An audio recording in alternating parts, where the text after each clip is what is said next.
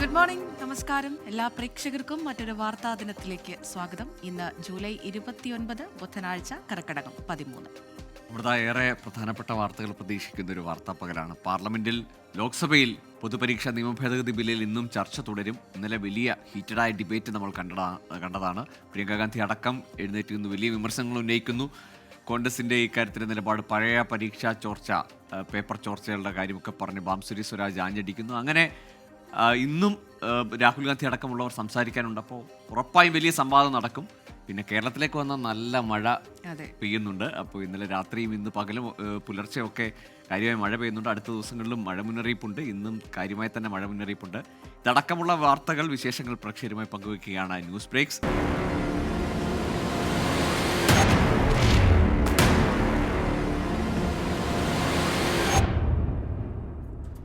News breaks വിശദമായ റിപ്പോർട്ടുകളിലേക്ക് കടക്കുകയാണ്. ആദ്യം പാർലമെന്റിലേക്ക് തന്നെയാണ്. പൊതുപരീക്ഷാ നിയമ ഭേദഗതി ബില്ലിൽ ലോക്സഭയിൽ ചർച്ച തുടരുന്നു. ബില്ലിന്മേൽ പ്രതിപക്ഷ നേതാവ് രാഹുൽ ഗാന്ധി ഇന്ന് സംസാരിക്കും. വിദ്യാർത്ഥികൾക്ക് നേരെ പോലീസ് നടത്തിയ അതിക്രമത്തിൽ ആഭ്യന്തരമന്ത്രി അമിത്ഷാ പ്രസ്താവന നടത്തണമെന്ന ആവശ്യത്തിൽ പ്രതിപക്ഷ പാർട്ടികൾ ഉറച്ചു നിൽക്കുകയാണ്. വിവരങ്ങൾ നൽകാൻ അച്യുതൻ ഡൽഹിയിൽ നിന്ന് തത്സമയം ചേരുന്നുണ്ട്. Achuthan, good morning. കഴിഞ്ഞ ദിവസത്തെ സംഭവവികാസങ്ങളെല്ലാം തന്നെ നമ്മൾ കണ്ടതാണ്. ഇന്ന് എന്തൊക്കെ നടക്കും സഭയിൽ?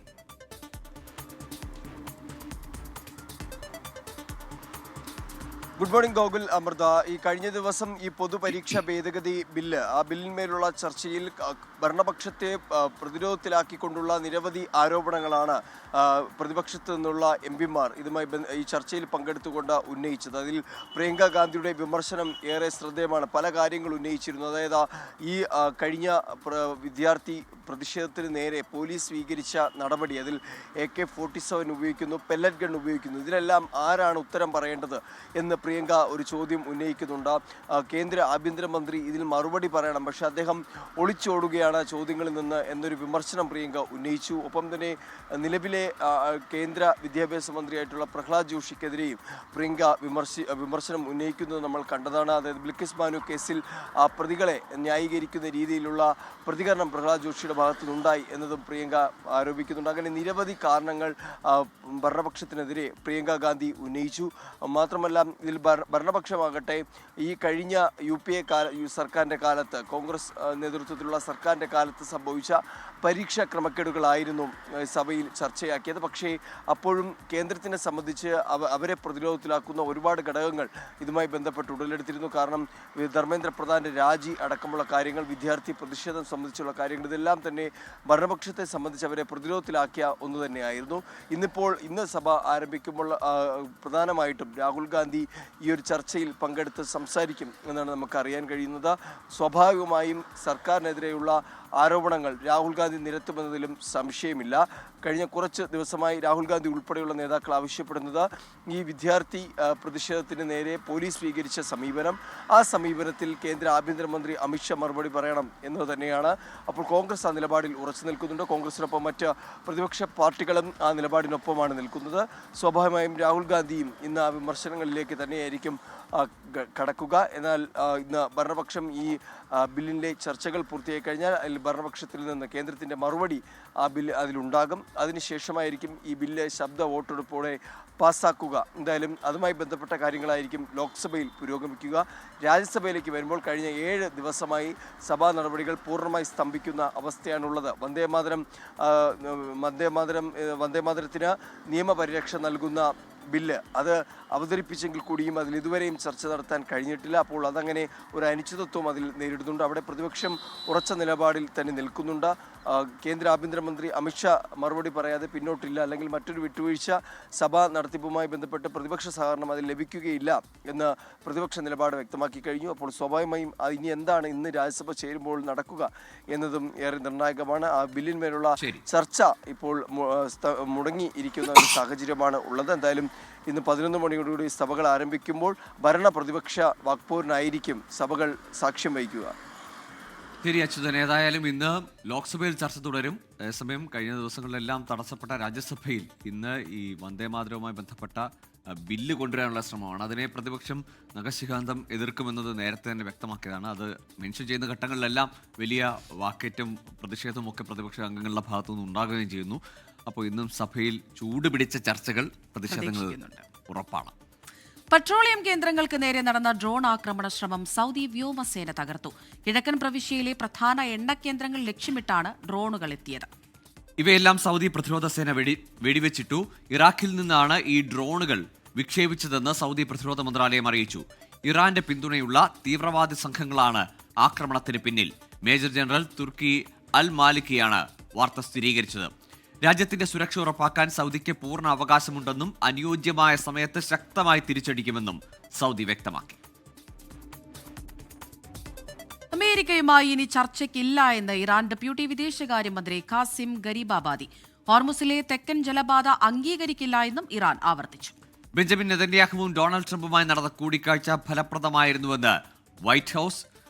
അമേരിക്കൻ സേനയ്ക്ക് നേരെയുണ്ടായ ഇറാന്റെ മിന്നലാക്രമണം US സൈന്യം വിജയകരമായി തടഞ്ഞതായി US സെൻട്രൽ കമാൻഡും അറിയിച്ചു. വിവരങ്ങളുമായി മധു കൊട്ടാരക്കര ചേരുന്നു. മധു, ഗുഡ് മോർണിംഗ്. വീണ്ടും സംഘർഷം രൂക്ഷമാകുമെന്ന സൂചനകളാണല്ലോ ഇരു രാജ്യത്തിന്റെയും നേതൃത്വം പങ്കുവെക്കുന്നത്. ചർച്ചകൾ ഇനി മുന്നോട്ട് പോയില്ലെങ്കിൽ, ചർച്ചകൾ ഇനിയും നീണ്ടുപോയാൽ ഉറപ്പായും ആക്രമിക്കുമെന്നായിരുന്നു ഇന്നലെ ട്രംപിന്റെ പ്രതികരണം വന്നത്. അപ്പോഴാണ് ഇറാൻ പറയുന്നത് ഇനി ചർച്ചയ്ക്കേ ഇല്ല എന്ന്.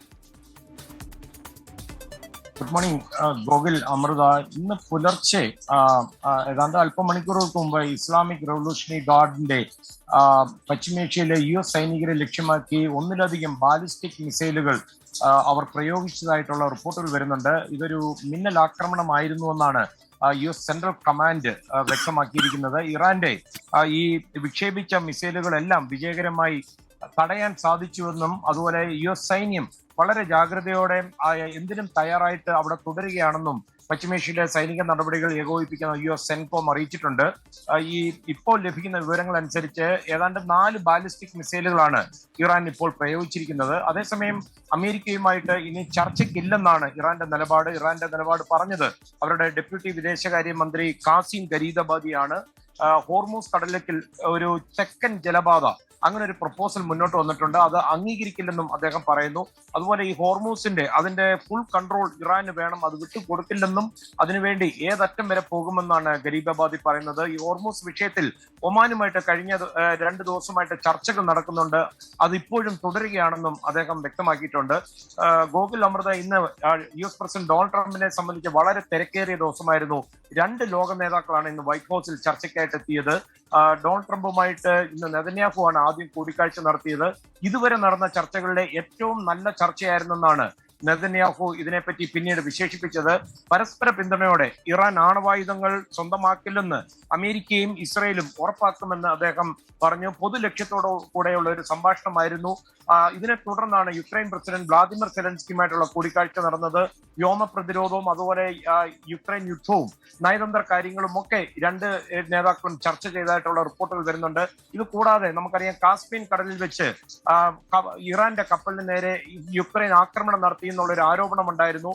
അത് ലഘൂകരിക്കാൻ ഇറാന്റെയും യുക്രൈന്റെയും ഉദ്യോഗസ്ഥർ ചർച്ചകൾ നടത്തി അത് പരിഹരിച്ചിട്ടുണ്ടെന്നാണ് അറിയാൻ സാധിക്കുന്നത്. ഇറാൻ തിരിച്ചടിക്കുമെന്നൊക്കെ മുന്നറിയിപ്പ് നൽകിയിട്ടുണ്ടായിരുന്നു. ഇതൊരു അബദ്ധത്തിൽ സംഭവിച്ചതാണെന്ന് പിന്നീട് ഇറാൻ വിദേശകാര്യമന്ത്രി സ്ഥിരീകരിക്കുകയും ചെയ്തിട്ടുണ്ട്. ഗോകുൽ, അമൃത. ശരി, ഏതായാലും പ്രോക്സികൾ തമ്മിലുള്ള യുദ്ധം അല്ലെങ്കിൽ ആക്രമണം ഒരു വശത്ത് ഹൂതികളുടെ ആക്രമണമാണെങ്കിലും അല്ലെങ്കിൽ ഇറാഖിലേക്കും അല്ലെങ്കിൽ ഇറാഖിൽ നിന്നുള്ള ഇറാൻ അനുകൂല സംഘടനകളുടെ അല്ലെങ്കിൽ തീവ്രവാദ സംഘടനകളുടെ ആക്രമണവും ഒക്കെ രൂക്ഷമാവുന്നുണ്ട്. അതിനിടയിൽ തന്നെ ചർച്ചകളും പുരോഗമിക്കുന്നുണ്ട്. ഇന്ന് ഈ സെലൻസ്കി അടക്കം അതുപോലെ ബെഞ്ചമിൻ നെതന്യാഹുവും പറയുന്നത് ഈ യുദ്ധവുമായി ബന്ധപ്പെട്ട കാര്യം തന്നെയാണ്. ബെഞ്ചമിൻ നെതന്യാഹു പറയുന്നത് ഇറാന് ആണവായുധങ്ങൾ ലഭിക്കാതിരിക്കാനുള്ള ചർച്ചകൾ, അത്തരത്തിൽ അതിൽ ഒരു മുന്നോട്ട് പോയി മികച്ച പുരോഗതിയുണ്ട് ചർച്ചയിൽ, ട്രംപുമായി നടത്തിയ ചർച്ചയിൽ നിന്നാണ് പ്രതികരണം. പക്ഷേ യുക്രൈൻ്റെ കാര്യത്തിലാണ് അവർ ഇറാൻ ഷിപ്പ് ആക്രമിച്ചത് അബദ്ധത്തിൽ സംഭവിച്ചതാണ് എന്നൊരു പ്രതികരണം കൂടി വരുന്നുണ്ട്. അതിൽ ഇനി കൂടുതൽ സംഘർഷത്തിലേക്ക് പോകരുത് എന്ന് യുക്രൈൻ താല്പര്യപ്പെടുന്നുമുണ്ട്. സംസ്ഥാനത്ത് മഴ ശക്തമാകുന്നു. ശനിയാഴ്ച വരെ ശക്തമായ മഴയ്ക്ക് സാധ്യതയെന്ന് കേന്ദ്ര കാലാവസ്ഥാ വകുപ്പ് അറിയിച്ചു. ഇന്ന് 7 ജില്ലകളിൽ യെല്ലോ മുന്നറിയിപ്പാണ്. പത്തനംതിട്ട, കോട്ടയം, എറണാകുളം, കോഴിക്കോട്, വയനാട്, കണ്ണൂർ, കാസർഗോഡ് ജില്ലകളിലാണ് കേന്ദ്ര കാലാവസ്ഥാ വകുപ്പ് യെല്ലോ അലർട്ട് പ്രഖ്യാപിച്ചിരിക്കുന്നത്. സജു ചാമക്കാലയിൽ ചേരുന്നുണ്ട് തിരുവനന്തപുരത്ത് നിന്ന്. Saju, good morning. തിരുവനന്തപുരത്ത് രാവിലെ കാര്യമായ മഴയില്ല എന്ന് തോന്നുന്നു. പക്ഷേ മധ്യ കേരളത്തിലും വടക്കൻ കേരളത്തിലും ഒക്കെ ഇന്നലെ വൈകുന്നേരവും ഒക്കെ തകർത്ത് പെയ്ത്തായിരുന്നു ഇന്ന് പുലർച്ചെയും.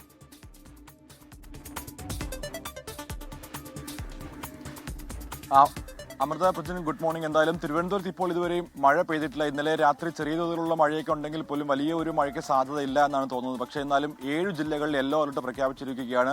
ഒരാഴ്ചയ്ക്ക് ശേഷം സംസ്ഥാനത്ത് വീണ്ടും ശക്തമായ മഴ ഉണ്ടാകുമെന്നുള്ള മുന്നറിയിപ്പാണ് കേന്ദ്ര കാലാവസ്ഥാ നിരീക്ഷണ കേന്ദ്രത്തിന്റെ ഭാഗത്തുനിന്നുണ്ടായിരിക്കുന്നത്. അതായത് തിരുവനന്തപുരം, അതായത് തെക്കൻ കേരളത്തിലും മധ്യ കേരളത്തിലും വടക്കൻ കേരളത്തിലും ഒരുപോലെ തന്നെ ശക്തമായ ഇടിമിന്നലോട് കൂടിയ മഴയ്ക്ക് സാധ്യതയുണ്ടെന്നാണ് കാലാവസ്ഥാ നിരീക്ഷണ കേന്ദ്രം മുന്നറിയിപ്പിൽ പറയുന്നത്. അതായത് ഇന്നത്തെ യെല്ലോ അലർട്ട് നോക്കുകയാണെങ്കിൽ പത്തനംതിട്ട, കോട്ടയം, എറണാകുളം, വയനാട്, കണ്ണൂർ, കാസർഗോഡ്, കോഴിക്കോട് ജില്ലകളിലാണ് മഴ മുന്നറിയിപ്പ് ലഭിച്ചിരിക്കുന്നത്. ഈ ജില്ലകളിൽ ശക്തമായ മഴയ്ക്കും ഇടിമിന്നലോട് കൂടിയ മഴയ്ക്കും സാധ്യതയുണ്ടെന്നാണ് കേന്ദ്ര കാലാവസ്ഥാ നിരീക്ഷണ കേന്ദ്രത്തിന്റെ മുന്നറിയിപ്പ്. അതോടൊപ്പം തന്നെ മീൻപിടുത്തക്കാർ സൂക്ഷിക്കണമെന്നുള്ള ഒരു നിർദ്ദേശം കൂടി വന്നിട്ടുണ്ട്. 40 മുതൽ 50 കിലോമീറ്റർ വരെ വേഗത്തിൽ കാറ്റിനും സാധ്യതയുണ്ടെന്നാണ് മുന്നറിയിപ്പിൽ പറയുന്നത്. സ്വാഭാവികമായിട്ടും കഴിഞ്ഞ ഒരാഴ്ചയ്ക്ക് മുന്നേ വരെ ശക്തമായ മഴ മിക്ക ജില്ലകളിലും ഉണ്ടായിരുന്നെങ്കിൽ പോലും വീണ്ടും തെക്കൻ ജില്ലകളിലേക്ക് കൂടി മഴ വ്യാപിക്കുന്നു എന്നുള്ള സൂചനയാണ് ഇപ്പോൾ കാലാവസ്ഥാ നിരീക്ഷണ കേന്ദ്രത്തിന്റെ മുന്നറിയിപ്പിൽ കൂടി വ്യക്തമാക്കിയിരിക്കുന്നത്. എന്തായാലും വടക്കൻ കേരളത്തിലും മധ്യ കേരളത്തിലും തെക്കൻ കേരളത്തിലും ഒരുപോലെ തന്നെ ശക്തമായ ഇടിമിന്നലോട് കൂടിയ മഴയ്ക്കാണ് ഇപ്പോൾ സാധ്യത എന്നാണ് കാലാവസ്ഥാ നിരീക്ഷണ കേന്ദ്രം വ്യക്തമാക്കുന്നത്. ശരി, ഏതായാലും ഇടിമിന്നലൊന്നും ഇല്ലെങ്കിലും ശക്തമായ മഴ പെയ്യട്ടെ. ഈ മഴ ശനിയാഴ്ച വരെ എന്തായാലും മഴ അങ്ങനെ തുടരും എന്ന് പ്രതീക്ഷിക്കാം. ഈ മഴക്കാലത്തെ വലിയ വേനലിന് ഒരു ആശ്വാസമാവട്ടെ. ഞാനതല്ല, ഈ മഴക്കാലത്ത് പാട്ടൊക്കെ കെട്ടിരിക്കാൻ നല്ല സുഖമാണെന്ന് ആലോചിക്കായിരുന്നു. ഓക്കെ, കൂടുതൽ വാർത്തകളിലേക്ക് കടക്കാം. അധ്യാപികമാർ പ്രതിയായ കോഴിക്കോട് വടകര MDMA കേസിൽ അന്വേഷണം വ്യാപിപ്പിച്ച SIT. അറസ്റ്റിലായ 3 അധ്യാപകരും ഇൻസ്റ്റഗ്രാം വഴിയാണ് ആവശ്യക്കാരെ കണ്ടെത്തിയിരുന്നത്. ഇടപാടുകാരെ കുറിച്ചും SIT അന്വേഷിക്കുന്നുണ്ട്. കേസിൽ കൂടുതൽ പ്രതികളുണ്ടെന്നാണ് അന്വേഷണ സംഘത്തിന്റെ കണ്ടെത്തൽ. വർഷ ഗിരീഷ് ചേരുന്നു കോഴിക്കോട് നിന്ന്. വർഷ, ഗുഡ് മോർണിംഗ്. വലിയ ആശങ്ക ഉയർത്തുന്നതാണ് ഈ വാർത്ത. കഴിഞ്ഞ കുറേ ദിവസമായി കേരളത്തിന്റെ പൊതുമണ്ഡലത്തിൽ വലിയ ചർച്ചയുമാണ്. 2 അധ്യാപികമാർ പിടിയിലാവുന്നു, അതിനുശേഷം 3ാമതൊരു അധ്യാപിക കൂടി. ഇനി കുട്ടികളുമായി ഈ കച്ചവടം, ഈ ലഹരി കച്ചവടം നടത്തിയിട്ടുണ്ടോ, കുട്ടികൾക്ക് ഇത് കൊടുത്തിട്ടുണ്ടോ എന്നതാണ് വലിയ ആശങ്കയെ തുടർന്ന്. ആ നിലയ്ക്കുള്ള അന്വേഷണം പുരോഗമിക്കുന്നുണ്ടെന്ന് തോന്നുന്നു.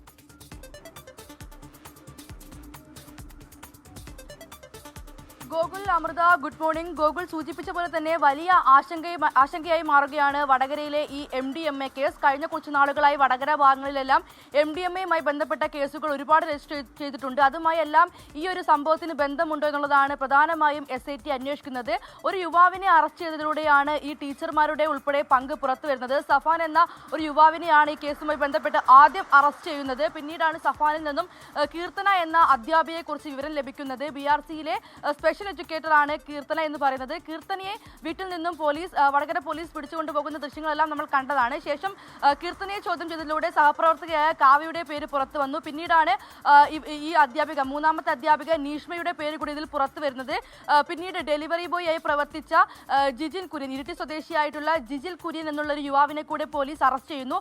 വളരെ നാടകീയമായ രംഗങ്ങൾ തന്നെയായിരുന്നു ഈ കേസുമായി ബന്ധപ്പെട്ട് ഓരോ ദിവസങ്ങളിലും നടന്നുകൊണ്ടിരിക്കുന്നത്. ഇനിയും കൂടുതൽ ആളുകൾക്ക് പങ്കുണ്ട് എന്നുള്ളതാണ് SITയുടെ കണ്ടെത്തൽ. അതായത് ഈ ഇൻസ്റ്റഗ്രാം വഴിയാണ് അധ്യാപകർ ആവശ്യക്കാരെ കണ്ടെത്തിയിരുന്നത് എന്നുള്ളതാണ് പ്രധാനമായും SIT കണ്ടെത്തിയിട്ടുള്ളത്. വലിയൊരു തുക തന്നെ ഇവരുടെ എല്ലാവരുടെയും അക്കൗണ്ടുകളിലേക്ക് എത്തിയിരുന്നുവെന്നും SIT കണ്ടെത്തിയിരുന്നു.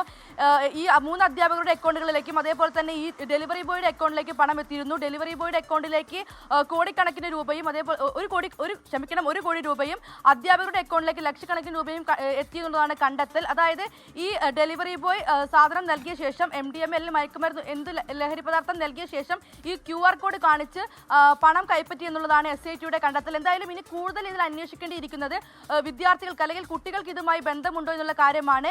ഇൻസ്റ്റഗ്രാം വഴിയാണ് ഇവർ ആവശ്യക്കാരെ കണ്ടെത്തിയെന്ന് പറയുമ്പോൾ അതാണ് ഏറ്റവും വലിയ ആശങ്കയായി മാറുന്നത്. ഇക്കാലത്ത് ഏറ്റവും കൂടുതൽ യുവാക്കളാണ് അല്ലെങ്കിൽ വിദ്യാർത്ഥികളാണ് ഈ ഇൻസ്റ്റഗ്രാം ഉപയോഗിക്കുന്നത്. അത്തരമൊരു സാഹചര്യത്തിൽ അവർ കണ്ടെത്തിയിരുന്നത് വിദ്യാർത്ഥികളെയാണോ എന്നുള്ളതാണ് ഏറ്റവും ആശങ്ക നൽകുന്ന കാര്യം. അങ്ങനെയെങ്കിൽ ഇനി കൂടുതൽ വളരെ ആശങ്കയിലേക്കാണ് ഈ കേസ് മുന്നോട്ട് പോകുന്നത് എന്നാണ് നമുക്ക് മനസ്സിലാക്കാൻ. ഇന്നിപ്പോൾ വടകരയിൽ പ്രധാന പോലീസ് ഉദ്യോഗസ്ഥരുടെ എല്ലാം യോഗമുണ്ട് എന്നുള്ളതാണ് അറിയാൻ കഴിയുന്നത്. വളരെ ആശങ്ക നൽകുന്ന ഒരു വിഷയമായതുകൊണ്ട് തന്നെ വലിയൊരു ഗൗരവത്തോടു കൂടി തന്നെയാണ് SIT, അതായത് വടകര CIയുടെ നേതൃത്വത്തിലുള്ള SIT ഈ കേസ് അന്വേഷിക്കുന്നത്. എന്തായാലും കൂടുതൽ ആളുകൾക്ക് പങ്കുണ്ടോ, കൂടുതൽ കണ്ണികൾ ഇതിലുണ്ടോ എന്നുള്ള കാര്യമാണ് ഇനി വ്യക്തമാകേണ്ടത്. അതിനായുള്ള അന്വേഷണത്തിലാണ് SIT. ശരി, വർഷ ഗിരീഷാണ് കോഴിക്കോട് നിന്ന് വിവരങ്ങൾ നൽകിയത്. ആശങ്കപ്പെടുത്തുന്ന വാർത്തയാണ് ഈ അധ്യാപികമാർക്ക് ഈ ലഹരി സംഘവുമായുള്ള ബന്ധം. അത് സാമ്പത്തിക ഇടപാടാണെങ്കിൽ പോലും അവർ ഈ ലഹരി കച്ചവടത്തിന് കൂട്ടുനിന്നു എന്നത് ആശങ്കയാണ്. അത് കുട്ടികൾക്ക് ഈ ലഹരി ഇടപാട് ഉണ്ടായിരുന്നു അല്ലെങ്കിൽ കുട്ടികൾക്ക് ഈ ലഹരി നൽകിയോ എന്നത് കൂടി കടുത്ത ആശങ്ക ഉയർത്തുന്നുണ്ട്. ആ നിലയിൽ കൂടി അന്വേഷണം പുരോഗമിക്കുന്നുണ്ട്. ഇപ്പോൾ വിവാദങ്ങൾക്കിടെ BJP സംസ്ഥാന നേതൃയോഗം ഇന്ന് ചേരും. സംസ്ഥാന ജനറൽ സെക്രട്ടറിമാരും വൈസ് പ്രസിഡന്റുമാരും യോഗത്തിൽ പങ്കെടുക്കും. തെരഞ്ഞെടുപ്പ് ഫണ്ട് വിവാദമടക്കമുള്ള വിഷയങ്ങൾ യോഗത്തിൽ ചർച്ചയാകും. വിവരങ്ങളുമായി സജു ചാമക്കാലയിൽ ചേരുന്നുണ്ട്. Saju, good morning again. ഏറെ വിഷയങ്ങളുണ്ട്. തെരഞ്ഞെടുപ്പ് വിജയത്തിന്റെ സന്തോഷത്തിനപ്പുറത്തേക്ക് തെരഞ്ഞെടുപ്പ് വിജയത്തിന് ശേഷം 3 അംഗങ്ങളെ നിയമസഭയിലെത്തിച്ചതിന്റെ ആത്മവിശ്വാസവും ആനന്ദം പങ്കുവെക്കുന്നതിനപ്പുറത്തേക്ക് ഈ തെരഞ്ഞെടുപ്പ് ഫണ്ട് തിരിമറിയുമായി ബന്ധപ്പെട്ട വിവാദങ്ങൾ, അതിൽ നേതാക്കളുടെ അതൃപ്തി, ഒപ്പം യുവമോർച്ച പ്രഭാരി സ്ഥാനം മാറ്റിയതിലുള്ള അനൂപ് ആന്റണിയുടെ അതൃപ്തി, ഇങ്ങനെ കുറേ വിഷയങ്ങൾ ഇന്നത്തെ കോർ കമ്മിറ്റി യോഗത്തിലേക്ക് വരും അല്ലേ?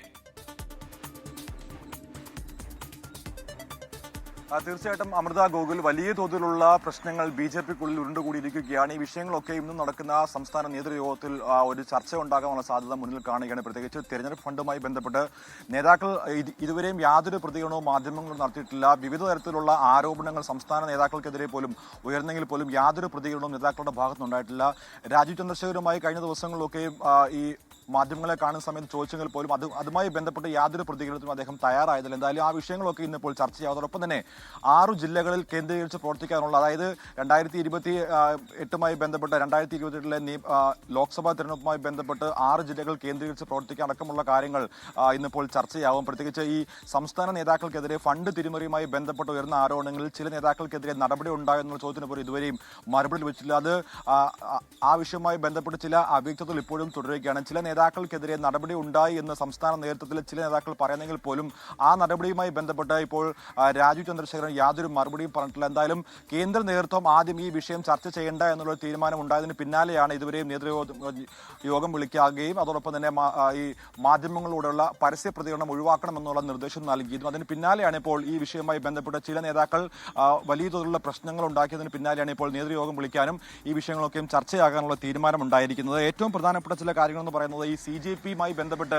രാജീവ് ചന്ദ്രശേഖരനെതിരെ ഉയർന്ന ആരോപണങ്ങളും സൈബർ ഇടങ്ങളിൽ ഉയർന്ന ആരോപണങ്ങളും അതോടൊപ്പം തന്നെ അനൂപ് ആന്റണിക്കും ഷോൺ ജോർജിനുമെതിരായിട്ടുള്ള ചില നീക്കങ്ങൾ, അതായത് സംസ്ഥാനത്തെ ഒരു വിഭാഗം നേതാക്കൾക്കിടയിൽ അനൂപ് ആന്റണിക്കും ഷോൺ ജോർജിനുമെതിരെ ഒരു നീക്കം നടക്കുന്നു. അത് കേന്ദ്ര നേതൃത്വമായി ഒക്കെയും ചർച്ച നടന്നിട്ടുണ്ട്. ആ വിഷയങ്ങളുമായിട്ടൊക്കെ ബന്ധപ്പെട്ട് വിശദമായ ചർച്ചകൾ ഇന്നുണ്ടാവും. സ്വാഭാവികമായിട്ടും നേതാക്കൾക്കിടയിൽ അസ്വാരസ്യങ്ങൾ നിലനിൽക്കുകയാണെങ്കിൽ വരാൻ പോകുന്ന ലോക്സഭാ തെരഞ്ഞെടുപ്പിലടക്കം വലിയ ബുദ്ധിമുട്ടുണ്ടാകും. ഇപ്പോൾ ഈ കഴിഞ്ഞ നിയമസഭാ തെരഞ്ഞെടുപ്പിൽ 3 സീറ്റുകൾ നേടി BJP വലിയ ഒരു ശക്തിയായി മാറാനുള്ള സാധ്യത മുന്നിൽ കാണുന്ന പല നേതാക്കളുണ്ടെങ്കിൽ പോലും ഈ നേതാക്കൾക്കിടയിലുള്ള ചെറിയ പ്രശ്നങ്ങൾ അത് വലിയ തോതിൽ വ്യാപിക്കാനുള്ള സാധ്യതയാണ്. പ്രത്യേകിച്ച് മുൻപും സമാനമായിട്ടുള്ള ഈ ഫണ്ട് തട്ടിപ്പ് കേസുമായി ബന്ധപ്പെട്ട് സംസ്ഥാന നേതാക്കൾക്കെതിരെ പോലും അല്ലെങ്കിൽ സംസ്ഥാന നേതൃത്വത്തിലുള്ള നേതാക്കൾക്കെതിരെ പോലും ആരോപണങ്ങൾ ഉയർന്നെങ്കിൽ പോലും കൃത്യമായിട്ടുള്ള അന്വേഷണം ഉണ്ടായിട്ടില്ല. അതിന് പിന്നാലെയാണ് ഇപ്പോൾ വീണ്ടും ഫണ്ട് തിരിമറിയുമായി ബന്ധപ്പെട്ടുള്ള ആരോപണങ്ങൾ ഉയർന്നത്. അതായത് വ്യാജരേഖകളൊക്കെയും ചമച്ചുകൊണ്ട് നിരവധിയായിട്ടുള്ള ഫണ്ടുകൾ, തെരഞ്ഞെടുപ്പ് ഫണ്ടുകൾ തട്ടി എന്നുള്ള അതിന്റെ തെളിവുകളടക്കം, അതായത് ഓഡിയോ റെക്കോർഡുകളടക്കം പുറത്തു വന്നെങ്കിൽ പോലും യാതൊരു പ്രതികരണവും നേതാക്കളുടെ ഭാഗത്തുനിന്ന് ഉണ്ടായിട്ടില്ല. അതായത് ആരോപണ വിധേയരായ നേതാക്കളെ വീണ്ടും ഈ പരിപാടിയിൽ പങ്കെടുപ്പിക്കുന്നു. അവർ സംസ്ഥാന നേതാക്കൾക്കൊപ്പം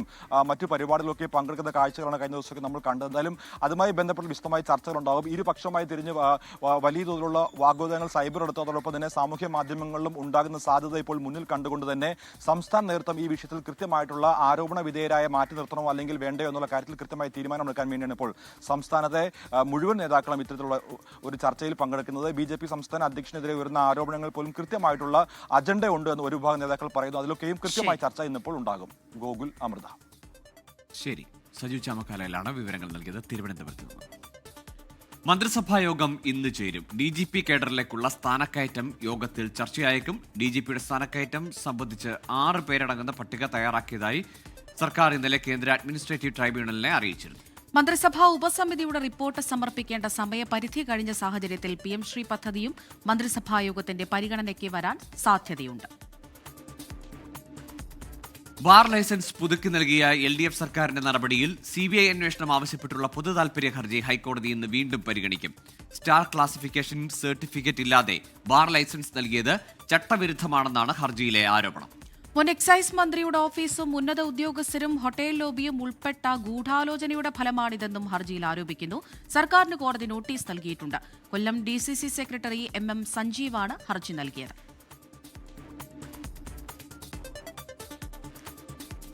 നെൽകൃഷിയെ അറിയാനും വയൽ കാഴ്ചകൾ കാണാനും പാടവരമ്പത്തെത്തി വിദ്യാർത്ഥികൾ. കാസർഗോഡ് ചീമേനി പാടശേഖരത്തിലെ 1ാം വിള നെൽകൃഷി കാണാനാണ് കുട്ടികളെത്തിയത്.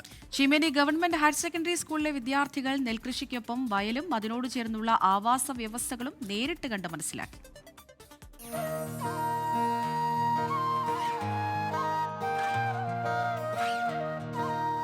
സിപ്റ്റ ചിമേനിയുടെ നേതൃത്വത്തിൽ ഈ വർഷം ചിമേനി വയലിൽ നടത്തിയ കൃഷി കാണുന്നതിനും കൃഷിരീതികൾ പഠിക്കുന്നതിനുമായാണ് GHSS ചീമേനിയിലെ UP വിഭാഗത്തിലെ 100ഓളം കുട്ടികളെത്തിയത്.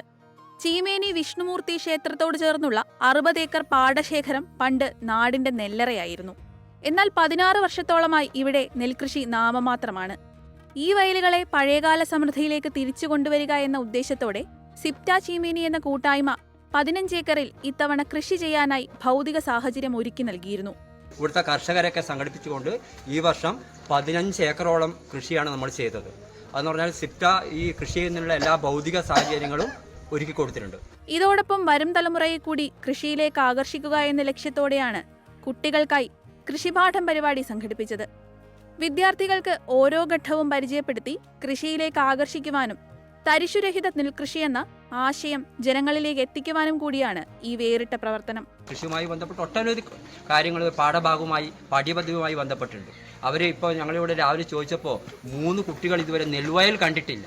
ആ കുട്ടികൾക്ക് ഈ കൃഷി രീതികൾ അതിൻ്റെ ഓരോ ഘട്ടവും പറഞ്ഞു കൊടുക്കുക എന്നുള്ള ഉദ്ദേശത്തോടെയാണ് ഏതാണ്ട് 10-15 കുട്ടികളുണ്ട്. അവർക്ക് കുറേ കാര്യങ്ങൾ നമ്മൾ പറഞ്ഞു കൊടുത്തു കഴിഞ്ഞു. ഇനിയും കുറേ കാര്യങ്ങൾ പറഞ്ഞു കൊടുക്കാണ്ട്. കൃഷിയുടെ വിവിധ ഘട്ടങ്ങളെക്കുറിച്ച് മുതിർന്ന കർഷകനായ KK ഗംഗാധരൻ, K ചന്ദ്രൻ മാസ്റ്റർ എന്നിവർ വിദ്യാർത്ഥികൾക്ക് വിശദീകരിച്ചു. നാടൻപാട്ട് കലാകാരൻ സുഭാഷ് ശർഗരയുടെ നാടൻപാട്ട് കുട്ടികളെ ആവേശത്തിലാക്കി. കുട്ടികളോട് പഴയകാല കാർഷിക അനുഭവങ്ങൾ പങ്കുവയ്ക്കുവാൻ പഴയകാല കർഷകരായ CK കാർത്തിയാനി അമ്മ, പലേരി പാർവതിയമ്മ, KV മാധവിയമ്മ, KP പത്മാവതി എന്നിവരുമെത്തിയിരുന്നു. 24 Kasaragod. Kochi corporation deputy mayor തെരഞ്ഞെടുപ്പ് ഇന്ന്. ഡെപ്യൂട്ടി മേയറായിരുന്ന ദീപക് ജോയ് നിയമസഭാ തെരഞ്ഞെടുപ്പിൽ വിജയിച്ചതിനെ തുടർന്ന് രാജിവെച്ചതോടെയാണ് ഒഴിവ് വന്നത്. കോൺഗ്രസിന്റെ എളമക്കരയിൽ നിന്നുള്ള അംഗം VR സുധീറാണ് ഡെപ്യൂട്ടി മേയർ സ്ഥാനാർത്ഥി. ഡെപ്യൂട്ടി മേയർ സ്ഥാനം 2.5 വർഷം വീതം പങ്കിടാനാണ് AI ഗ്രൂപ്പുകൾ തമ്മിലുള്ള ധാരണ. ആദ്യ ടൈം A ഗ്രൂപ്പിനാണ്. 2.5 വർഷം കഴിഞ്ഞാൽ I ഗ്രൂപ്പിൽ നിന്നുള്ള KVP കൃഷ്ണകുമാർ ഡെപ്യൂട്ടി മേയറാകും. നസ്രത്ത് ഡിവിഷനിൽ നിന്നുള്ള PJ ദാസനാണ് CPIMന്റെ സ്ഥാനാർത്ഥി. ഡോക്ടർ ജലജ ആചാര്യ BJP സ്ഥാനാർത്ഥിയാകും. കോർപ്പറേഷനിൽ UDFന് 47, LDFന് 22, BJPക്ക് 6 അംഗങ്ങളുണ്ട്. നമ്മുടെ നാട്ടിൽ സുലഭമായ ചക്ക കൊണ്ട് നാവിൽ കൊതിയൂറുന്ന 60ഓളം വിഭവങ്ങൾ ഒരുക്കിയിരിക്കുകയാണ് കോഴിക്കോട് പേരാമ്പ്രയിലെ ഒരു കൂട്ടം വീട്ടമ്മമാർ. പേരാമ്പ്ര കൂത്താളിത്തെരുവിലാണ് വ്യത്യസ്തമായ ഒരു ചക്ക ഫെസ്റ്റ് സംഘടിപ്പിച്ചത്.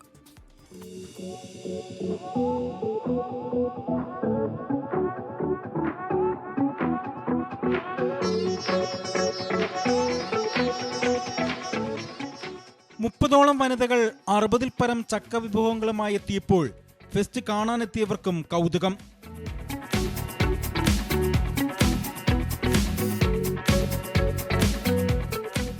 ചെറിയ കുട്ടികളും പ്രായമായവരും ചക്കയുടെ വ്യത്യസ്ത രുചികൾ നുകരാൻ എത്തിയിരുന്നു.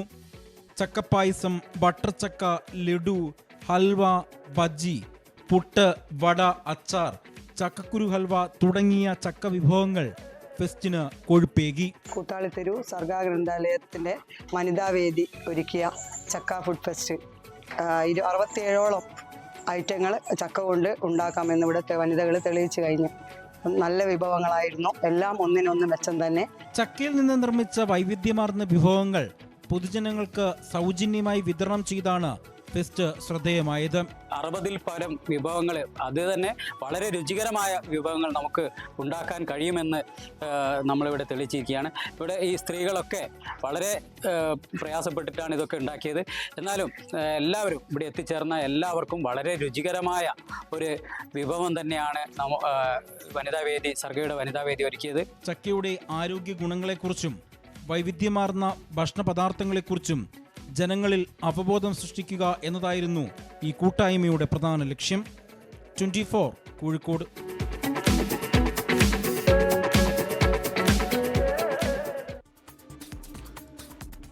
അന്തരിച്ച Uralungal labour contract cooperative society chairman Rameshan പാലേരിയുടെ സംസ്കാരം ഇന്ന് രാവിലെ 11 മണിക്ക് നാദാപുരം റോഡിലെ വീട്ടുവളപ്പിലാണ് സംസ്കാരം. അർബുദബാധയെ തുടർന്ന് കോയമ്പത്തൂരിലെ ആശുപത്രിയിൽ ചികിത്സയിലിരിക്കെയായിരുന്നു അന്ത്യം. Kozhikode town hall, Vadakara, Uralungal labour contract cooperative society എന്നിവിടങ്ങളിൽ നടന്ന പൊതുദർശനത്തിൽ സാമൂഹിക രാഷ്ട്രീയ രംഗത്തെ പ്രമുഖർ അന്ത്യാഞ്ജലി അർപ്പിച്ചു. ഉത്തരേന്ത്യയിൽ മഴക്കെടുതി രൂക്ഷം. അസമിൽ പ്രളയത്തിൽ ഇതുവരെ 68 പേരുടെ ജീവൻ നഷ്ടപ്പെട്ടു. വടക്കൻ ഒഡീഷയിൽ വെള്ളപ്പൊക്ക ഭീഷണി തുടരുകയാണ്. കൊൽക്കത്ത മുംബൈ ദേശീയപാതയിൽ വാഹനഗതാഗതം നിർത്തിവെച്ചു. ഒഡീഷയിൽ കനത്ത മഴയെ തുടർന്ന് കിയോഞ്ചർ ജില്ലയിലെ തെൽക്കോയ് തഹസിലിന് കീഴിലുള്ള റുഗുഡിഹി ഗ്രാമത്തിലെ ഒരു ഭാഗം വെള്ളത്തിൽ മുങ്ങി.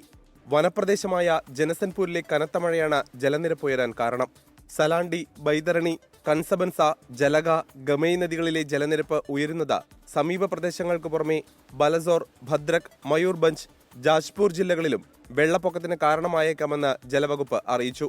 പ്രതിസന്ധി നേരിടാൻ സർക്കാർ സജ്ജമാണെന്ന് റവന്യൂ മന്ത്രി സുരേഷ് പൂജാരി പറഞ്ഞു.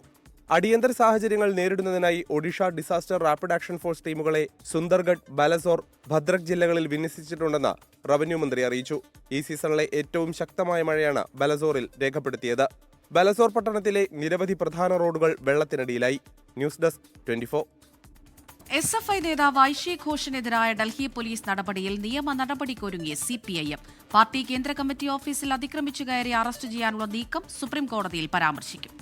വിദ്യാർത്ഥികൾക്കെതിരായ പോലീസ് അതിക്രമത്തിനെതിരെ ഹർജികൾക്കൊപ്പം ഈ വിഷയവും ഉന്നയിക്കും. അച്യുതൻ ചേരുന്നുണ്ട് ഡൽഹിയിൽ നിന്ന് വിവരങ്ങളുമായി. അച്യുതൻ, ഇന്നലെയാണ് ഡൽഹിയിൽ CPMന്റെ കേന്ദ്ര കമ്മിറ്റി ഓഫീസിൽ ആ നാടകീയ രംഗങ്ങൾ കണ്ടത്. ജോൺ ബ്രിട്ടാസിനെ പോലെയുള്ള MP-മാർ ഒപ്പം MA ബേബി അടക്കമുള്ളവർ അതിനെ ചെറുത്തതുകൊണ്ട് മാത്രമാണ് അറസ്റ്റ് അല്ലെങ്കിൽ കസ്റ്റഡി നടക്കാതെ പോയത്. യൂണിഫോമിൽ പോലുമല്ല ഡൽഹി പോലീസ് എത്തിയത്. CJP പ്രക്ഷോഭത്തിന് പിന്നാലെ സർക്കാർ നൽകിയ ഉറപ്പുകൾ ലംഘിക്കപ്പെടുകയാണ്.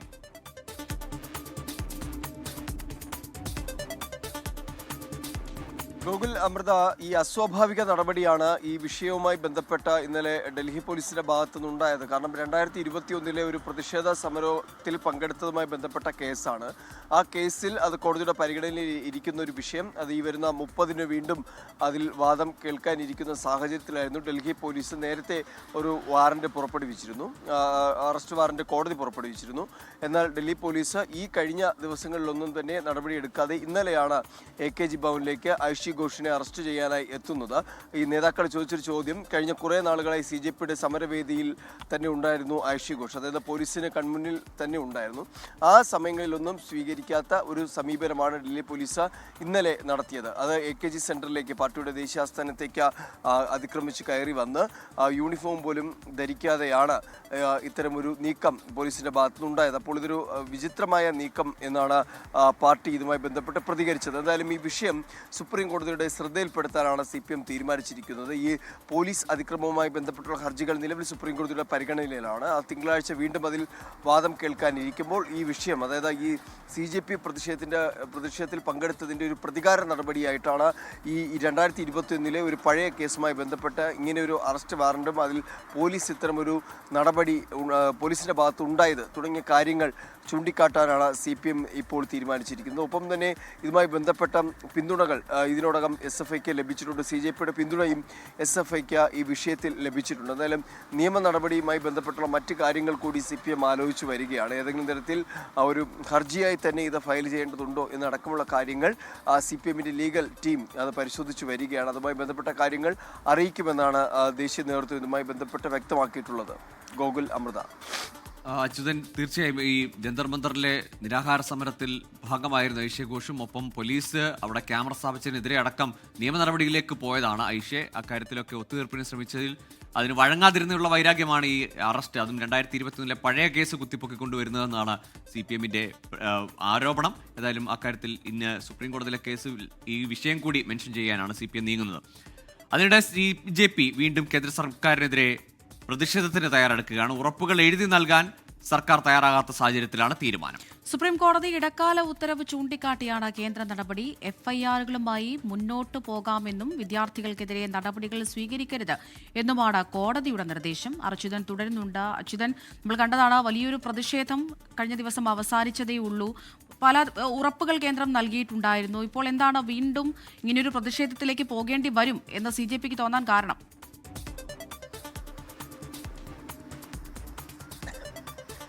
ഗോകുലമൃത, ഇന്നലെ സുപ്രീം കോടതി ചില നിർദ്ദേശങ്ങളായിരുന്നു ഈ ഹർജികൾ, അതായത് പോലീസ് അതിക്രമവുമായി ബന്ധപ്പെട്ടുള്ള ഹർജികൾ പരിഗണിച്ചപ്പോൾ നൽകിയത്. അതിൽ പറഞ്ഞ പ്രധാന കാര്യങ്ങൾ, ഒന്ന്, കരുതൽ തടങ്കലിലുള്ള 18 വയസ്സ് തികയാത്ത വിദ്യാർത്ഥികളെ വിട്ടയക്കണം. അത് ക്രിമിനൽ പശ്ചാത്തലമില്ലാത്ത വിദ്യാർത്ഥികളെ വിട്ടയക്കണം. മറ്റൊരു കാര്യം എന്നുള്ളത്, ഈ പ്രതിഷേധവും തുടർന്നുണ്ടായ സംഘർഷവും ഇതുമായി ബന്ധപ്പെട്ടുള്ള കേസുകൾ അന്വേഷിക്കാം, പക്ഷേ വിദ്യാർത്ഥികൾക്കെതിരെ നിർബന്ധിത നടപടി പാടില്ല എന്ന് സുപ്രീം കോടതി പറഞ്ഞിരുന്നു. പക്ഷേ ഈ കേസ് അന്വേഷിക്കാമെന്ന് കോടതി പറഞ്ഞതിലാണ് ഇപ്പോൾ CJPക്ക് ഒരു ആശങ്കയുള്ളത്. കാരണം അത് പിന്നീടൊരു പ്രതികാര നടപടിയായി BJP സർക്കാരുകൾക്ക് ഉപയോഗിക്കാം എന്നൊരു ആശങ്ക CJPക്കുണ്ട്. അപ്പോൾ ഇതിൽ ആണ് പ്രതിഷേധം വീണ്ടും കടുപ്പിക്കാനായി CJP തീരുമാനിച്ചിരിക്കുന്നത്. അതായത് പിന്നീട് കേസ് അന്വേഷിക്കുകയും അതിൽ കുറ്റക്കാരായി കണ്ടെത്തുകയും അവിടെ നിയമ നടപടികൾ ഉൾപ്പെടെയുള്ള കാര്യങ്ങൾക്ക് വിദ്യാർത്ഥികൾക്കെതിരെ പോലീസ് അത്തരം നടപടികളിലേക്ക് കടക്കും എന്നുള്ളത് CJP കാണുന്നുണ്ട്. അപ്പോൾ അതുമായി ബന്ധപ്പെട്ടിട്ടുള്ള പ്രതിഷേധങ്ങൾക്കാണ് CJP തയ്യാറെടുക്കുന്നത്. ഒപ്പം തന്നെ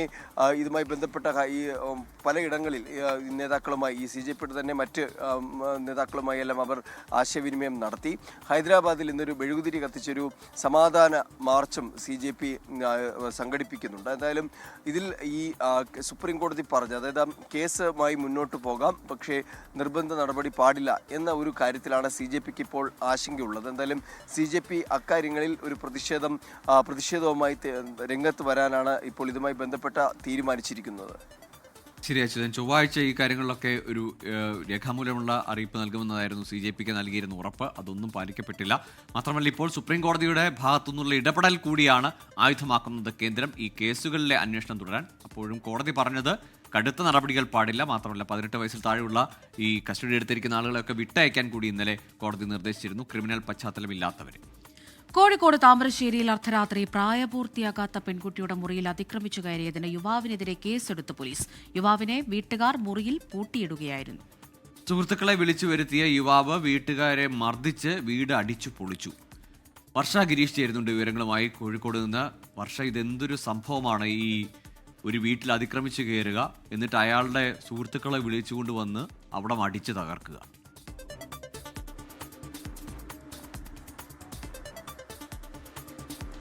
ഗോകുൽ, അമൃത, നമ്മൾ കേട്ടുകേൾവില്ലാത്ത പല സംഭവങ്ങളുമാണ് ഇപ്പോൾ നാട്ടിൽ നടന്നുകൊണ്ടിരിക്കുന്നത്. സമാനമായ രീതിയിലുള്ള സംഭവം തന്നെയാണ് ഇപ്പോൾ താമരശ്ശേരിയിലും നടന്നിട്ടുള്ളത്. പ്രായപൂർത്തിയാകാത്ത പെൺകുട്ടിയുടെ, അതായത് താമരശ്ശേരിയിലാണ് സംഭവം. പ്രായപൂർത്തിയാകാത്ത പെൺകുട്ടിയുടെ മുറിയിൽ അതിക്രമിച്ചു കയറിയ യുവാവിനെതിരെയാണ് കേസെടുത്തിട്ടുള്ളത്. ഈ അതിക്രമിച്ചു കയറി എന്നുള്ളത് മാത്രമല്ല, കൂടാതെ വീട്ടിൽ അക്രമം നടത്തി എന്നുള്ളതിന് കൂടെ കേസുണ്ട്. ഈ ആളെ ശബ്ദം കേട്ട് വീട്ടുകാർ റൂമിൽ പൂട്ടിയിടുകയായിരുന്നു. തുടർന്നാണ് ഫോണിൽ സുഹൃത്തുക്കളെ വീട്ടിലേക്ക് വിളിച്ചു വരുത്തുന്നത്. ശേഷം ഈ സുഹൃത്തുക്കൾ എത്തി വീട് അതിക്രമിച്ച് ഈ യുവാവിനെയും കൊണ്ട് പോവുകയായിരുന്നു. സംഭവത്തിൽ കേസെടുത്തിട്ടുള്ളത് 7 പേർക്കെതിരെയാണ്. അടിവാരം വള്ളിയാട് സ്വദേശിയായിട്ടുള്ള മിഷ് ബാഹുലിനെതിരെയാണ് പോക്സോയും അതിക്രമവും കാണിച്ച് കേസെടുത്തിട്ടുള്ളത്. ഈ യുവാവാണ് ഈ മുറിയിൽ കയറിയതെന്നുള്ളതാണ് നമ്മൾ മനസ്സിലാക്കുന്നത്. മറ്റ് 6 യുവാക്കൾക്കെതിരെയും താമരശ്ശേരി പോലീസ് കേസെടുത്തിട്ടുണ്ട്.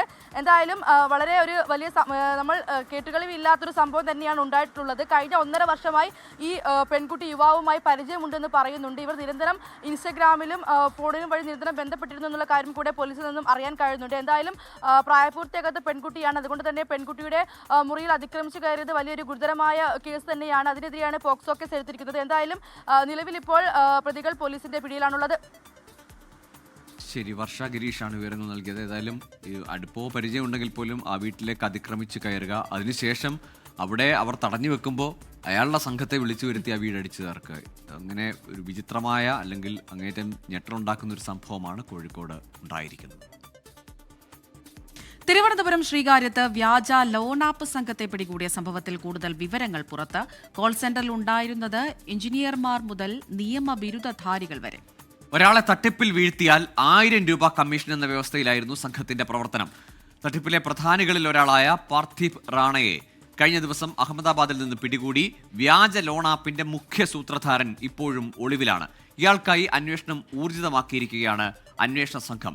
അമേരിക്കക്കാർ ഉൾപ്പെടെ വിദേശികളാണ് സംഘത്തിന്റെ പ്രധാന ടാർഗറ്റ്. സജു ചാമക്കാലയിൽ ചേരുന്നുണ്ട് വിവരങ്ങളുമായി തിരുവനന്തപുരത്ത് നിന്ന്. Saju, good morning again. ഈ സംഘം അത് കേരളത്തെ അവരുടെ സെർവർ റൂമാക്കി മാറ്റിയത് എന്നത് ഇന്നലെ വളരെ വലിയ വാർത്തയായി പുറത്തു വന്നതാണ്. മാത്രമല്ല വിദേശത്തുള്ള ആളുകളെയാണ് ഇവർ തട്ടിപ്പ് നടത്തിയത്. ആ സംഘത്തിൽ പ്രൊഫഷണലുകൾ ഏറെ ഉണ്ട്.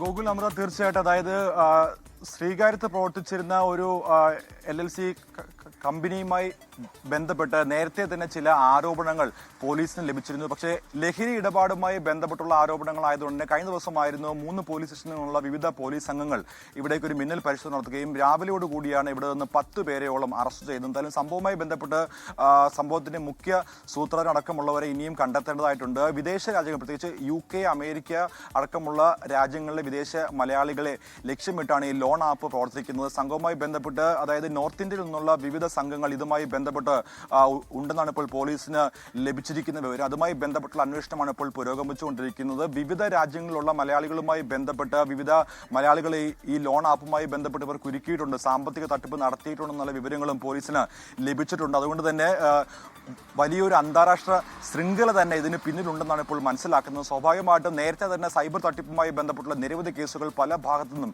സംസ്ഥാനത്തിന്റെ പല ഭാഗത്തു നിന്നും ഉണ്ടാകുന്നുണ്ട്. അതിൻ്റെയൊക്കെയും ഇടപിടിച്ചുകൊണ്ടുള്ള അന്വേഷണത്തിനിടയിലാണ് ശ്രീകാര്യത്തു നിന്നും ഇവരെ അറസ്റ്റ് ചെയ്യുന്നത്. കഴിഞ്ഞ ദിവസം ഇവരെ അറസ്റ്റ് ചെയ്യുന്നതുമായി ബന്ധപ്പെട്ട് വലിയ കോലാഹലങ്ങൾ ഉണ്ടായിരുന്നു. പ്രത്യേകിച്ച് ഇവരുടെ, അതായത് ഈ സ്ഥാപനത്തിന്റെ മറവിൽ ലഹരി ഇടപാട് നടക്കുന്നു എന്നുള്ള ചില വിവരത്തിന്റെ അടിസ്ഥാനത്തിലാണ് രാത്രിയോടുകൂടി പോലീസ് സംഘം ഇവിടേക്ക് എത്തുകയും സൈബർ പോലീസ് സംഘം അടക്കമുള്ളവർ ഇവിടേക്ക് എത്തുകയും അന്വേഷണം ആരംഭിക്കുകയും ചെയ്തത്. പിന്നീട്, അതായത് പുലർച്ചെ വരെ നീണ്ട അന്വേഷണത്തിന് പിന്നാലെയാണ് വലിയ തട്ടിപ്പിന്റെ കഥകൾ പുറത്തു വരുന്നത്. സംഘവുമായി ബന്ധപ്പെട്ട് വിവിധ സ്ഥലങ്ങളിൽ നിന്നുള്ളവർ ഒത്തുകൂടിയാണ്. അതായത് ഈ സംഘത്തിൽ ബിരുദധാരികൾ മുതൽ അഡ്വക്കേറ്റ്സ് വരെ, നിയമബിരുദധാരികൾ വരെ ഉണ്ട് എന്നുള്ളതാണ് ഇപ്പോൾ പോലീസിന് ലഭിച്ചിരിക്കുന്ന വിവരം.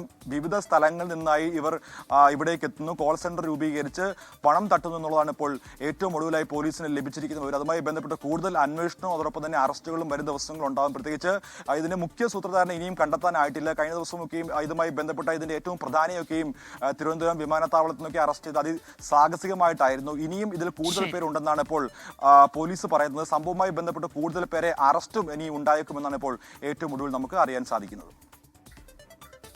ശരി, സജു ചാമക്കാലയിലാണ് തിരുവനന്തപുരത്ത് നിന്ന് വിവരങ്ങൾ പങ്കുവച്ചത്. വിവാഹത്തിനൊരുങ്ങുന്ന എമിറാത്തി ദമ്പതികൾക്ക് ഹാപ്പിനെസ് കാർഡുമായി GDRFA ദുബായ് കമ്മ്യൂണിറ്റി ഡെവലപ്മെന്റ് അതോറിറ്റിയുമായി ധാരണാപത്രം ഒപ്പുവെച്ചു. കരാർ പ്രകാരം ദുബായ് വെഡ്ഡിംഗ്സ് പദ്ധതിയുടെ ഗുണഭോക്താക്കൾക്ക് ഹാപ്പിനെസ് കാർഡ് സൗജന്യമായി ലഭിക്കും. വിവാഹത്തിനൊരുങ്ങുന്ന UAE സ്വദേശികളായ യുവതീ യുവാക്കൾക്ക് കൂടുതൽ ആനുകൂല്യങ്ങൾ ലഭ്യമാക്കുന്നതിനായാണ് general directorate of identity and foreigners അഫയേഴ്സും ദുബായ് കമ്മ്യൂണിറ്റി ഡെവലപ്മെന്റ് അതോറിറ്റിയും ധാരണാപത്രത്തിൽ ഒപ്പുവെച്ചത്. Sheikh Hind bin Maktoum family പ്രോഗ്രാമിന് കീഴിലുള്ള ദുബായ് വെഡ്ഡിംഗ്സ് പദ്ധതിയുടെ ഗുണഭോക്താക്കൾക്ക് GDRFAയുടെ ഹാപ്പിനെസ് കാർഡ് സൗജന്യമായി നൽകുന്നതാണ് കരാറിന്റെ പ്രധാന ലക്ഷ്യം. കുടുംബവർഷത്തിന്റെ ഭാഗമായി എമിറാത്തി കുടുംബങ്ങളുടെ സ്ഥിരതയും ജീവിത നിലവാരവും ഉയർത്തുന്നതിനാണ് ഈ സംയുക്ത സംരംഭം നടപ്പാക്കുന്നത്.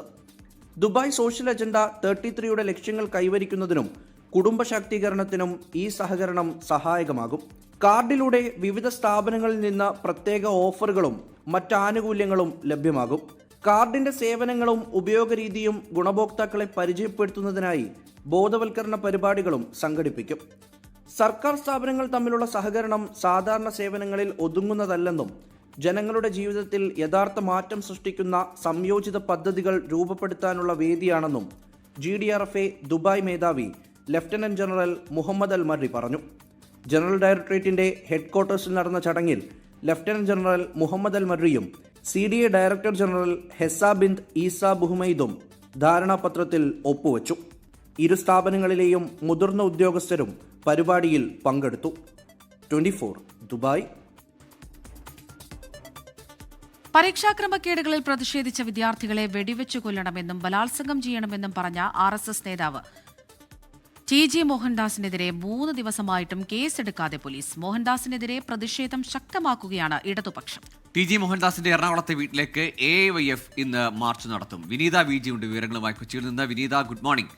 ഇന്നലെ ഡിവൈഎഫ്ഐയുടെ മാർച്ച് TG മോഹൻദാസിന്റെ വീട്ടിലേക്ക് കണ്ടതാണ്. ഈ TT ജിസ്മോൻ AYF നേതാവ് അടക്കം ആദ്യഘട്ടത്തിൽ തന്നെ ഇതിൽ പരാതി നൽകിയതുമാണ്. പക്ഷേ കേരള പോലീസ് ഇതുവരെയും കേസെടുത്തിട്ടില്ല. എന്നാൽ ഈ CJP പ്രക്ഷോഭത്തിന് ഐക്യദാർഢ്യം പ്രകടിപ്പിച്ച് കേരളത്തിൽ പ്രതിഷേധ കൂട്ടായ്മയും ഐക്യദാർഢ്യ സദസ്സും ഒക്കെ സംഘടിപ്പിച്ചവർക്കെതിരെ കേസെടുത്തു എന്നതുകൂടിയാണ് ഇടതുപക്ഷം VD സതീശനും UDF സർക്കാരിനുമെതിരെ ആയുധമാക്കുന്നത്.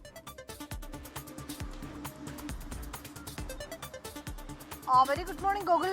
സൂചിപ്പിച്ചതുപോലെ തന്നെ പരാമർശം വിവാദമായതോടെ AIYF ഉം DYFI യും അടക്കമുള്ള യുവജന സംഘടനകൾ പരാതിയുമായൊക്കെ തന്നെ രംഗത്തെത്തിയിട്ടുണ്ട്. ഇന്നലെ ഡിവൈഎഫ്ഐയുടെ നേതൃത്വത്തിലായിരുന്നു ടി ജി മോഹൻദാസിന്റെ എറണാകുളം മട്ടാഞ്ചേരിയിലേക്കുള്ള വീട്ടിലേക്ക് കോലം കത്തിക്കുകയും പ്രതിഷേധ മാർച്ച് നടത്തുകയും ചെയ്തത്. ഇന്ന് AIYFന്റെ നേതൃത്വത്തിലും വൈകിട്ട് 5 മണിക്ക് ടി ജി മോഹൻദാസിന്റെ വസതിയിലേക്ക് പ്രതിഷേധ മാർച്ച് നടത്തുമെന്നാണ് അവർ അറിയിച്ചിരിക്കുന്നത്. ഇങ്ങനൊരു പരാമർശം പറയുകയും അത് പിന്നീട് വിവാദമാവുകയും ഒക്കെ ചെയ്തതിന് പിന്നാലെ ടി ജി മോഹൻദാസിനെതിരെ കേസ് എടുക്കണമെന്നാണ് ഡിവൈഎഫ്ഐ അടക്കമുള്ളവർ ആവശ്യപ്പെടുന്നത്. പക്ഷേ അതേസമയം ഉയർന്ന പരാതികളിൽ ആഭ്യന്തര വകുപ്പ് അന്വേഷണം പ്രഖ്യാപിച്ചിട്ടുണ്ട്. സൈബർ സെൽ IG പി പ്രകാശിന്റെ നേതൃത്വത്തിലാണ് അന്വേഷണം നടക്കുന്നത്. പക്ഷേ മോഹൻദാസിനെതിരെ കേസ് എടുക്കണമെന്നൊരു ആവശ്യമാണ് ഈ ഘട്ടത്തിൽ ശക്തമാകുന്നത്. അത് ഗോകുൽ പറഞ്ഞതുപോലെ തന്നെ ഈ പരാമർശം നടത്തി 3 ദിവസം പിന്നിട്ടിട്ടും അങ്ങനെ ഒരു കേസ് എടുക്കുന്ന അടക്കമുള്ള നടപടികളിലേക്ക് എത്തിയിട്ടില്ല. ഇടതുപക്ഷവും ഒപ്പം തന്നെ ഇടത് യുവജന സംഘടനകളും അതിനെതിരെയാണ് ഈ ഘട്ടത്തിൽ രംഗത്തെത്തിയിരിക്കുന്നത്. ടി ജി മോഹൻദാസിനെതിരെ കേസ് എടുക്കണമെന്നാണ് അവർ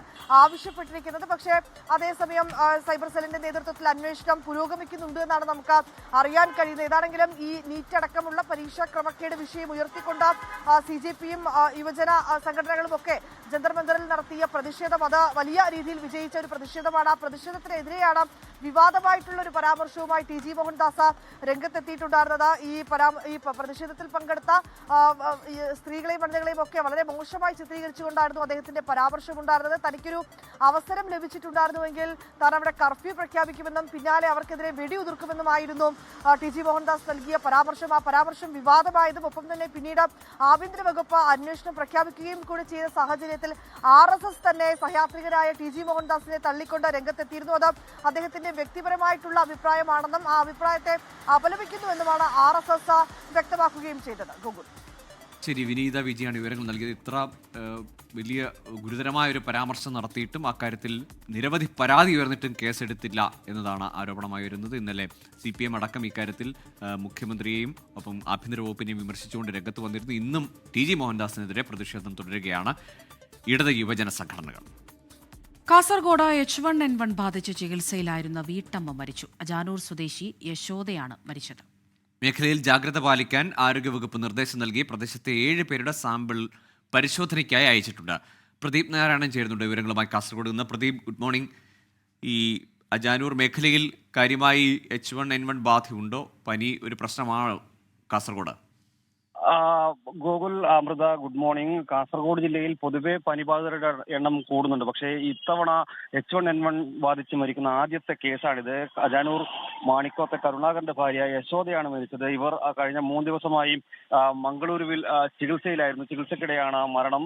ശക്തമായ പനിയും ചുമയും ബാധിച്ചാണ് ഇവർ ആദ്യം ഒരു കാസർഗോട്ടെ സ്വകാര്യ ആശുപത്രിയിൽ എത്തിയത്. പിന്നീട് H1N1 ലക്ഷണം കണ്ടതോടെയാണ് മംഗളൂരു ആശുപത്രിയിലേക്ക് മാറ്റിയത്. ഇവരുമായി സമ്പർക്കത്തിൽ കഴിഞ്ഞിരുന്ന 7 പേർക്ക് ചുമയും പനിയും ഉൾപ്പെടെ അനുഭവപ്പെടുന്നുണ്ട്. ഇതേ തുടർന്ന് ഇവരുടെ സാമ്പിളും പരിശോധനയ്ക്ക് അയച്ചതായാണ് ലഭിക്കുന്ന വിവരം. ആരോഗ്യ വിഭാഗം സ്ഥലത്തെത്തി മുൻകരുതൽ നടപടികൾ സ്വീകരിച്ചിട്ടുണ്ട്. എല്ലാവരും ജാഗ്രത പാലിക്കണമെന്നൊരു അറിയിപ്പാണ് ആരോഗ്യവകുപ്പ് നൽകുന്നത്. നേരത്തെ ഈ അജാനൂർ മേഖലയിൽ ഒരു ഷിഗല്ല ലക്ഷണങ്ങൾ കണ്ടിരുന്നു.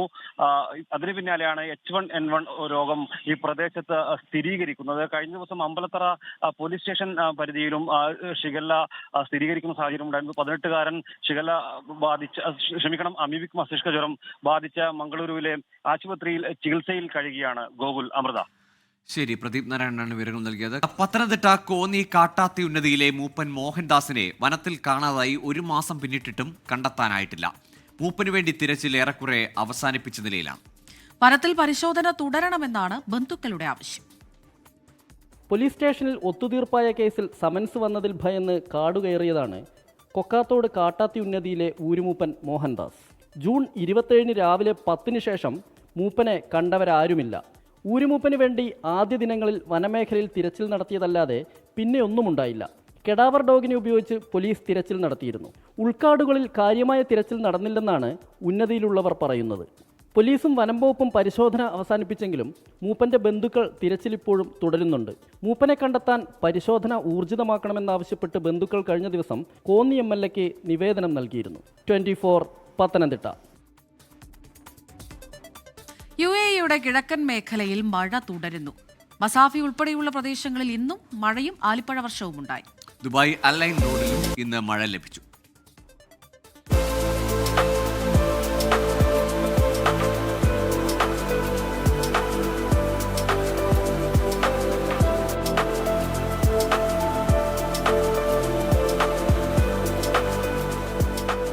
മസാഫി ഉൾപ്പെടെയുള്ള കിഴക്കൻ മേഖലയിൽ ശക്തമായ മഴ തുടരുകയാണ്. ഫുജീറയ്ക്കും റാസൽ കൈമയ്ക്കും ഇടയിലുള്ള സ്ഥലങ്ങളിൽ ഇന്നും മഴ ലഭിച്ചു. കിഴക്കൻ തെക്കൻ മേഖലകളിൽ മഴയ്ക്ക് സാധ്യതയുണ്ടെന്ന് ദേശീയ കാലാവസ്ഥാ നിരീക്ഷണ കേന്ദ്രം മുന്നറിയിപ്പ് നൽകിയിരുന്നു. മിക്കയിടങ്ങളിലും ആലിപ്പഴ വർഷമുണ്ടായി. പലയിടങ്ങളിലും കനത്ത കാറ്റുമുണ്ടായിരുന്നു.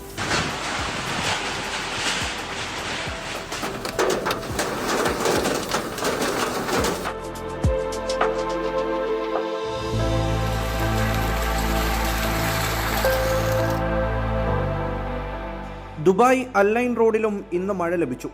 തുടർന്നുള്ള ദിവസങ്ങളിലും ചില ഭാഗങ്ങളിൽ മഴയുണ്ടാകുമെന്നാണ് മുന്നറിയിപ്പ്. എന്നാൽ ദുബായ്, അബുദാബി ഉൾപ്പെടെയുള്ള എമിറേറ്റുകളിൽ കനത്ത ചൂട് തുടരും. തീരപ്രദേശങ്ങളിൽ മൂടൽമഞ്ഞിന് സാധ്യതയുണ്ട്. ആലിപ്പഴ വർഷവുമായി ബന്ധപ്പെട്ട് ദേശീയ കാലാവസ്ഥാ കേന്ദ്രം പ്രത്യേക ജാഗ്രതാ നിർദ്ദേശം പുറത്തിറക്കിയിരുന്നു. 24 ദുബായ്. ഉത്തരാഖണ്ഡിലെ കനത്ത മഴയെ തുടർന്ന് മണ്ണിടിച്ചിൽ മുന്നറിയിപ്പ്. 9 ജില്ലകളിൽ ഓറഞ്ച് അലർട്ടാണ്. അച്യുതനുണ്ട് വിവരങ്ങൾ നൽകാനായി. അച്യുതൻ, ഉത്തരേന്ത്യയിൽ പലയിടത്തും മഴ ശക്തമാകുന്ന ഒരു സാഹചര്യം കൂടിയാണ്. ഇപ്പോൾ ഉത്തരാഖണ്ഡിൽ എന്താണ് അവസ്ഥ? ഗോകുൽ, അമൃത, കഴിഞ്ഞ ദിവസം മുതൽ തന്നെ ഉത്തരാഖണ്ഡിലെ വിവിധ ഇടങ്ങളിൽ അതിശക്തമായ മഴയാണ് ലഭിച്ചിരിക്കുന്നത്. പലയിടങ്ങളിലും വെള്ളക്കെട്ട് രൂപപ്പെടുകയും ഒപ്പം തന്നെ മണ്ണിടിച്ചിൽ ഉണ്ടാവുകയും ചെയ്തിരുന്നു. ഇന്നലെ ഡെറാഡൂണിലടക്കം ഈ നദിക്ക് കുറുകെയുള്ള പാലം തകരുന്ന സ്ഥിതിയിലേക്ക് വരെ ഈ മഴക്കെടുതി ഉണ്ടായി. എന്തായാലും ഇന്നിപ്പോൾ ഈ മണ്ണിടിച്ചിൽ മുന്നറിയിപ്പാണ് ഈ പലയിടങ്ങളിലായി വിവിധ മേഖലകളിലായി ഭരണകൂടങ്ങൾ നൽകിയിരിക്കുന്നത്.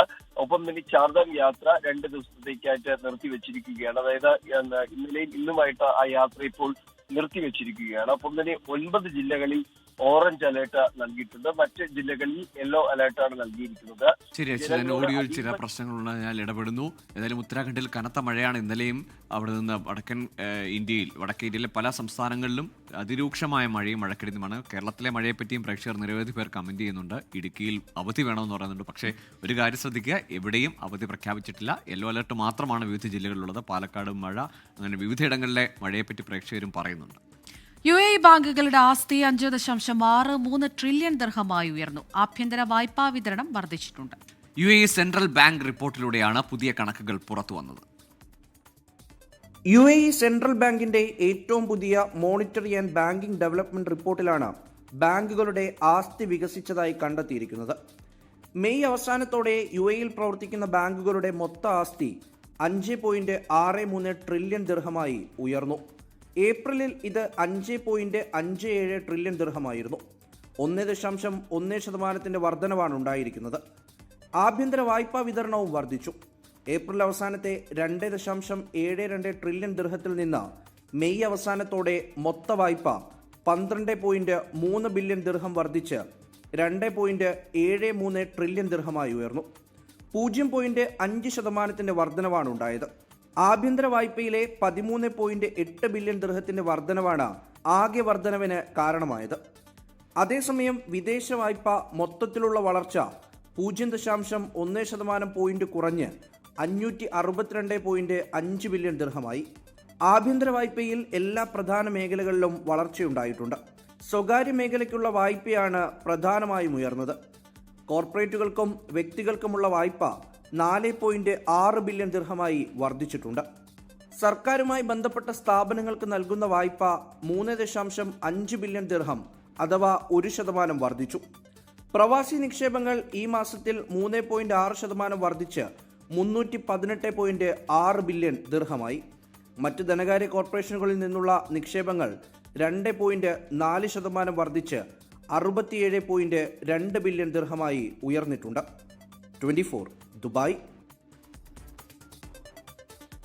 അമ്മ സംഘടനയുടെ അഡ്ഹോക് കമ്മിറ്റിക്കെതിരെ പ്രസിഡന്റ് ശ്വേതാ മേനോൻ നൽകിയ ഹർജി ഇന്ന് എറണാകുളം മുൻസിഫ് കോടതി വീണ്ടും പരിഗണിക്കും. കേസിൽ കക്ഷി ചേരണമെന്നാവശ്യപ്പെട്ട് നടി അൻസിബ ഹസൻ നൽകിയ അപേക്ഷയിൽ ഇന്ന് വാദം നടക്കും. അൻസിബയെ കക്ഷി ചേർക്കരുത് എന്നാണ് ശ്വേതയുടെ നിലപാട്. വിനീത വിജി ചേരുന്നുണ്ട് വിശദാംശങ്ങളുമായി കൊച്ചിയിൽ നിന്ന്. വിനീത, ഈ അമ്മയിലെ തർക്കവുമായി ബന്ധപ്പെട്ട ഒരു കേസാണ്. നിരവധി കേസുകൾ ഇപ്പോൾ കോടതിയിൽ പുരോഗമിക്കുന്നുണ്ട്. എന്താണ് ഈ കേസിലെ ഇപ്പോഴത്തെ നില? ഗൂഗിൾ അമ്മ അഡ്ഹോക് കമ്മിറ്റിക്കെതിരെ ശ്വേതാ മേനോൻ നൽകിയ ഹർജി ഇന്ന് മുൻസിഫ് കോടതി വീണ്ടും പരിഗണിക്കും. കേസിൽ കക്ഷി ചേരണമെന്നാവശ്യപ്പെട്ട് അൻസിബ നൽകിയ അപേക്ഷയിൽ ഇന്ന് വാദവും നടക്കും. അൻസിബയെ കക്ഷി ചേർക്കരുത് എന്നാണ് ശ്വേതയുടെ നിലപാട്. നിയമ പോരാട്ടത്തിന് ഇല്ലെന്ന് ചൂണ്ടിക്കാണിച്ച് അഡ്ഹോക് കമ്മിറ്റിയിൽ ഒഴിയുന്നതായി രമേശ് പിഷാരടി കോടതിയെ നേരത്തെ അറിയിച്ചിരുന്നു. നിലവിൽ അഡ്ഹോക് കമ്മിറ്റിയുടെ പ്രവർത്തനങ്ങൾ കോടതി വിലക്കിലാണ്. ഇതിനിടയിലാണ് ഇത്തരത്തിലേക്കൊരു ഹർജി കൂടി ശ്വേതാ മേനോൻ നൽകിയിരുന്നത്. ആ ഹർജിയാണ് ഇന്ന് മുൻസിഫ് കോടതി വീണ്ടും പരിഗണിക്കുക. ഗോകുൽ. ശരി, വിനീത വിജിയാണ് വിവരങ്ങൾ നൽകിയത് ഡൽഹിയിൽ നിന്ന്, കൊച്ചിയിൽ നിന്ന്. CJP മാർച്ചിന് നേരെ പെല്ലറ്റ് ഗൺ പ്രയോഗിക്കാൻ നിർദ്ദേശിച്ചുവെന്ന റിപ്പോർട്ട് നിഷേധിച്ച് ഡൽഹി DCP. പെല്ലറ്റ് ആക്രമണം നടക്കുമ്പോൾ താൻ ആ മേഖലയിൽ ഉണ്ടായിരുന്നില്ല എന്നാണ് വിശദീകരണം. ഡൽഹി പോലീസ് ആസ്ഥാനത്ത് ഇന്നലെ ചേർന്ന യോഗത്തിലാണ് ഉദ്യോഗസ്ഥൻ മറുപടി നൽകിയത്. പെല്ലറ്റ് പ്രയോഗവും സംബന്ധിച്ച് ഇന്നലെയാണ് കൂടുതൽ വിശദാംശങ്ങൾ പുറത്തു വന്നിരുന്നു. ഒന്നിലേറെ റൗണ്ടുകൾ CJP മാർച്ചിന് നേരെ പെല്ലറ്റ് പ്രയോഗിച്ചു എന്നതാണ് പുറത്തു വന്ന വിവരം. DCP ആണ് നിർദ്ദേശിച്ചതെന്നായിരുന്നു ഉദ്യോഗസ്ഥന്റെ മൊഴി. അച്യുതൻ ചേരുന്നുണ്ട് വിവരങ്ങളുമായി. അച്യുതൻ, അങ്ങനെ ഇപ്പോൾ ആരും അതിന്റെ ഉത്തരവാദിത്വം ഏറ്റെടുക്കാത്ത നിലയിലേക്ക് പോവുകയാണോ? ഗോകുൽ, ഈ 2 റൗണ്ട് പെല്ലറ്റ് ഗൺ പ്രയോഗം ഈ CJPയുടെ പാർലമെന്റ് മാർച്ചിന് നേരെ RAF പ്രയോഗിച്ചു എന്നതായിരുന്നു പുറത്തു വന്ന വിവരം. അത് RAF സ്വന്തം നിലയിൽ പ്രയോഗിച്ചതല്ല. ഡൽഹി പോലീസ് DCPയുടെ നിർദ്ദേശത്തെ തുടർന്നാണ് ഈ പെല്ലറ്റ് ഗൺ പ്രയോഗിച്ചത് എന്നതാണ് ഈ ജനറൽ ഡയറി, അതായത് ഈ രേഖപ്പെടുത്തുന്ന RAF അന്നേ ദിവസം രേഖപ്പെടുത്തിയ ഡയറി എൻട്രിയിൽ ഉള്ളത്, ആ വിവരമാണ് പുറത്തു വന്നത്. എന്നാൽ ഇപ്പോൾ ഇന്നലെ ഇതുമായി ബന്ധപ്പെട്ട് തന്നെ അടിയന്തരമായൊരു യോഗം, ഡൽഹി പോലീസ് ആസ്ഥാനത്ത് ചേർന്നിരുന്നു. ആ യോഗത്തിലാണ് ഈ ഡൽഹി DCP ഹാജരാവുകയും ഈ ഒരു വിശദീകരണം നൽകുകയും ചെയ്തിരിക്കുന്നത്. അതായത് ഈ പുറത്തു വന്ന, അതായത് ജനറൽ ഡയറി എൻട്രിയിലുള്ള ആ ഒരു പരാമർശം അദ്ദേഹം പൂർണ്ണമായി നിഷേധിക്കുകയാണ്. പെല്ലറ്റ് ആക്രമണം നടക്കുമ്പോൾ ആ മേഖലയിൽ താൻ ഇല്ലായിരുന്നു എന്നതാണ് അദ്ദേഹം നൽകുന്ന വിശദീകരണം. 1/2 കിലോമീറ്റർ അകലെയായിരുന്നു താനുള്ളത്. അതായത് തൻ്റെ നിർദ്ദേശപ്രകാരമല്ല ഒരു പെല്ലറ്റ് ഗൺ പ്രയോഗം RAF നടത്തിയത് എന്ന് തന്നെയാണ് ഉദ്യോഗസ്ഥൻ ഇതുമായി ബന്ധപ്പെട്ട് നൽകിയിരിക്കുന്ന വിശദീകരണം. എന്തായാലും നിലവിൽ ഇതിൻ്റെ മറ്റ് വിശദാംശങ്ങളോ അല്ലെങ്കിൽ ഇതിൽ ഇപ്പോഴും ഒരു വ്യക്തത പുറത്തു വന്നിട്ടില്ല. RAF സ്വന്തം നിലയിൽ എടുത്ത് പ്രയോഗിച്ചതാണോ അല്ലെങ്കിൽ ഇതിൽ ഡൽഹി പോലീസിൻ്റെ ഒരു നിർദ്ദേശം ഇതിലുണ്ടായിരുന്ന കാര്യത്തിൽ ഇപ്പോഴും അവ്യക്തത തുടരുന്നു. നേരത്തെ തുടക്കത്തിൽ RAF പറഞ്ഞിരുന്നത് പെല്ലറ്റ് ഗൺ പ്രയോഗം നടത്തിയിട്ടില്ല എന്നതായിരുന്നു. പിന്നീടാണ് ഈ പല ഇതുമായി പരിക്കേറ്റവർ ചികിത്സ തേടിയതിൻ്റെ വിവരങ്ങൾ പുറത്തു വന്നതും തുടർന്ന് CRPF അന്വേഷണം നടത്തുന്നു. ഒടുവിൽ RAF ഇത് പെല്ലറ്റ് ഗൺ പ്രയോഗിച്ചതായി കണ്ടെത്തുന്നു. RAF തന്നെ ഒരു ആഭ്യന്തര അന്വേഷണം ഇതിലിപ്പോൾ നടത്തുന്നു. അപ്പോൾ ഇതിൻ്റെ ഉത്തരവാദിത്തം ആരാണ് ഏറ്റെടുക്കുക എന്നതൊരു ചോദ്യമായി അവിടെ നിലനിൽക്കുന്നുണ്ട്.